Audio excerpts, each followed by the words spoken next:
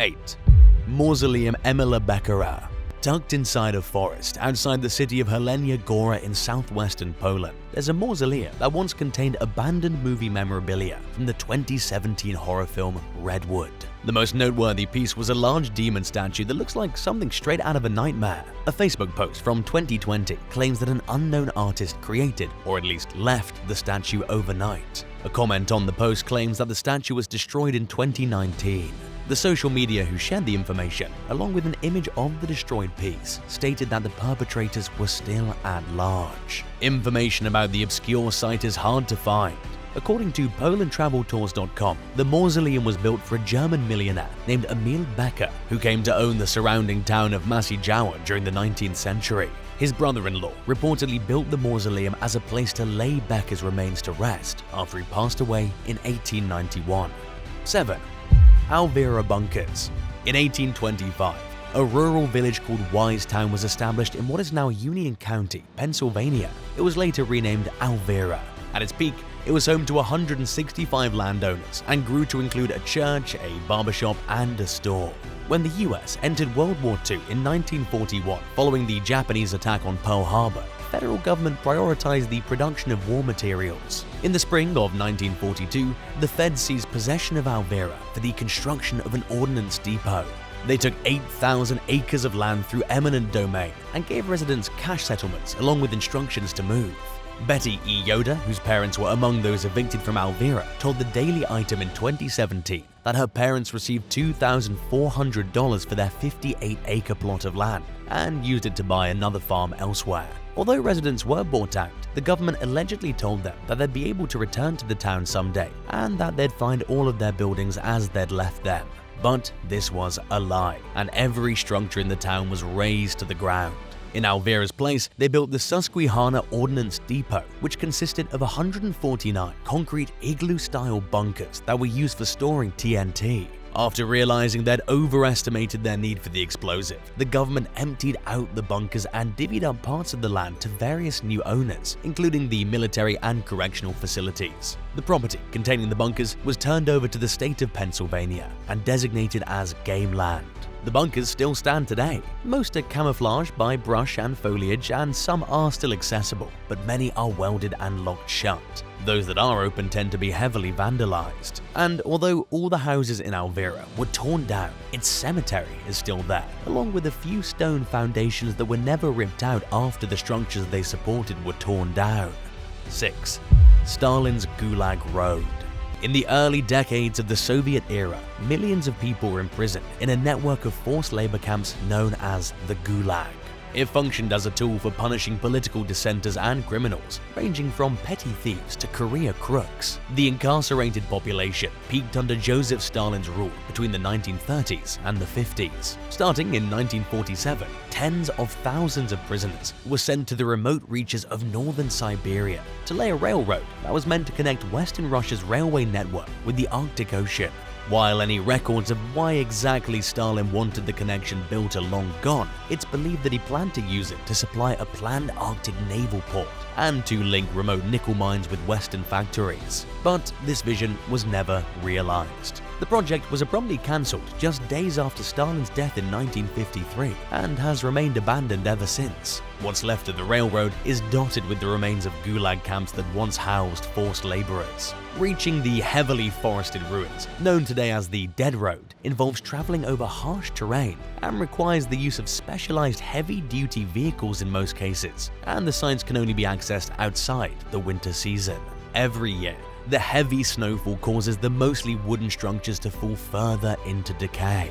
When the overgrown barracks were still in use, captives endured excruciatingly cold winter temperatures that often dropped below -40 degrees Fahrenheit. The harsh and unforgiving conditions meant that very few inmates even dared to try escaping, and those who attempted to flee were either caught quickly or didn't survive for very long. Anyone who tried to flee was likely facing death either way, whether from exposure to the elements or from the brutal punishment they faced upon being recaptured. In addition to prisoner housing, the rundown sites consist of cabins that once housed guards. These structures tend to be in much better shape than other structures, thanks to the hunters who repurposed and maintained them over the years. The Dead Road is also lined with the crumbling remains of railroad bridges, punishment cells, and other reminders of the grueling work that went into building something that was never even used. 5. Agdam.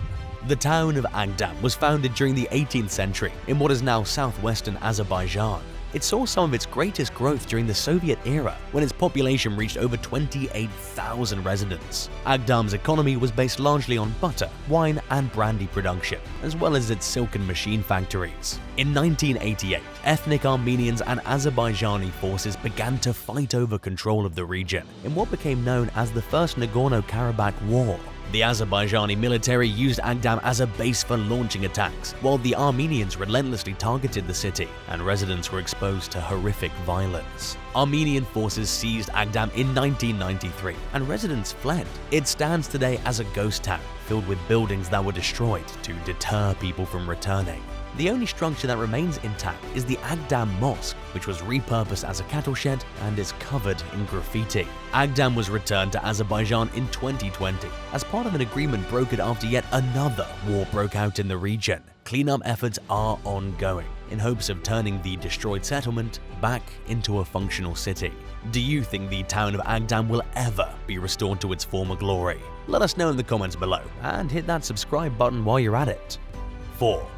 West Virginia Penitentiary. Built during the 1870s in Moundsville, West Virginia, the West Virginia Penitentiary is a huge Gothic-style structure that looks like an old castle or mansion at first glance. The prison was home to an infamous electric chair nicknamed Old Sparky. Built by an inmate named Paul Glenn, it was used for many of the more than 100 executions that were carried out at the property, either by electrocution or hanging. Most of the prisoners were locked up for serious crimes. Life was particularly harsh among the high population of death row inmates, but the conditions were brutal for everyone at the West Virginia Penitentiary, starting in the early 20th century. One recreation room, nicknamed the Sugar Shack, was notorious for gambling, fighting, and assault. Disease was rampant throughout the facility, thanks to bad plumbing and insect infestations. As many as 3 inmates were confined to each cell, which measured 5 by 7 feet. 2 prisoners slept in the bunks, while the third was relegated to a mattress on the floor. To reduce overcrowding, officials decided in 1929 to double the size of the facility. Inmates carried out the expansion, which was finally finished 30 years later in 1959. A number of major violent incidents happened at the West Virginia Penitentiary. In 1973, prisoners revolted and set the basement on fire in protest of the horrifying conditions they were forced to endure. 13 years later, in 1986, 20 inmates stormed the cafeteria. There were several high-profile breakouts over the years as well, including an incident in 1979 when 15 prisoners escaped. Finally, in 1995, a court ruled that the conditions at the facility were inhumane and ordered its closure. Today, it's considered one of the most haunted abandoned prisons in the US. It operates as a museum, where visitors can see Old Sparky on display and witness the cramped, squalid conditions that thousands of inmates were subjected to. 3. Boko Hill Station. When the French military pushed its way into the Cambodian jungle, they weren't prepared for the sweltering heat and humidity, which proved in many cases to be life-threatening to some soldiers. To give them a break from the oppressive tropical conditions, the military built a resort town called Boko Hill Station during the 1920s. Located in the remote mountains of Kampot province, it was like a small, elegant city with all the amenities of a basic outpost, along with some surprising luxuries, including a post office, a church, a hotel, and a casino. Providing this upscale reprieve came at an immense cost in human lives. Around 900 workers died while building Boko Hill, which sits at 3,438 feet above sea level and is surrounded by dense foliage and unforgiving terrain. The French abandoned the property when the First Indochina War broke out in the 1940s. It was briefly reopened as a resort during the 1960s, but it was deserted again in 1972 when the Khmer Rouge took control of the region. From then until the 1990s, it functioned as a stronghold of the regime. Today, the former hotel, church, and several other structures sit as a crumbling reminder of decades of warfare, but that won't be the case for long. Until recently, the only path leading directly to it was an old destroyed road that's no longer used on a regular basis, but tourists can now easily reach the site via a modern highway. The Sokimex investment group has leased the property and is carrying out renovations with plans to turn it into a bigger and improved resort with a golf course, several restaurants, a hospital, more hotels, and more. 2. Granadilla. Founded by Muslims during the 9th century during what is now central western Spain, the town of Granadilla was located along a vital route connecting Europe and Africa. Originally called Granada, it functioned as a fortress town throughout the Middle Ages. It was surrounded by high walls that protected homes and other buildings, including a tall guard tower known as the Castle of Granadilla. The town changed hands several times over the centuries, but it was continuously inhabited until the 1950s when a reservoir was built in the region. At the time, the country was under the rule of dictator Francisco Franco, who began ordering the construction of dams as a way to boost Spain's economy during a period of isolation. Officials determined that Granadilla was within the floodplain of Franco's biggest dam project, known as the Gabriel y Galán Reservoir, and evicted all 1,000 residents over a 10-year period. During that time, the bridge leading to the town's entrance was submerged, effectively turning Granadilla into an island for several years. Locals now had to travel by boat to get anywhere outside the town, effectively isolating them from other settlements nearby and making it much more inconvenient just to run an everyday errand in a neighboring community.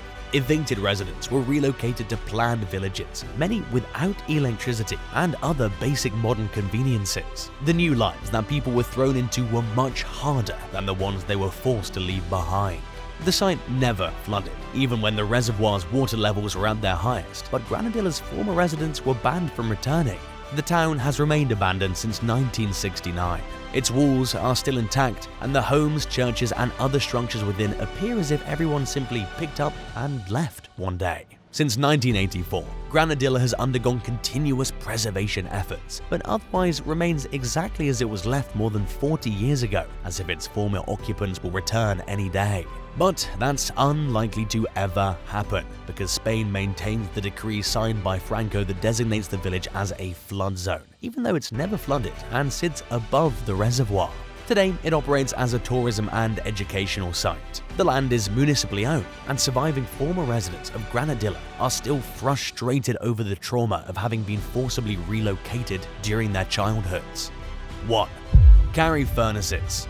Located outside Pittsburgh along the Monongahela River, the Carry furnaces are disused blast furnaces that operated from 1907 to 1978 as part of the Homestead Steelworks plant. Standing at 92 feet tall, they're among the only surviving 20th century blast furnaces from before World War II. At its peak, the company produced 1,000 to 1,250 tons of iron per day. Its glory days came to an end when the steel industry collapsed during the 1970s and 80s. Enclosed by train tracks and surrounded by wild plants, the lone post-industrial structures that remain today stand in stark contrast to the once bustling factory. They became a National Historic Landmark in 2006. Anyone looking to take a step back in time can visit the Carry furnaces and learn about the prosperous days when Pittsburgh dominated the steel industry through guided tours that discuss the site's iron-making technology, workers, and culture. Thanks for watching. Which one of these places was the creepiest to you? Tell us in the comments below, and don't forget to subscribe. See you next time. Bye.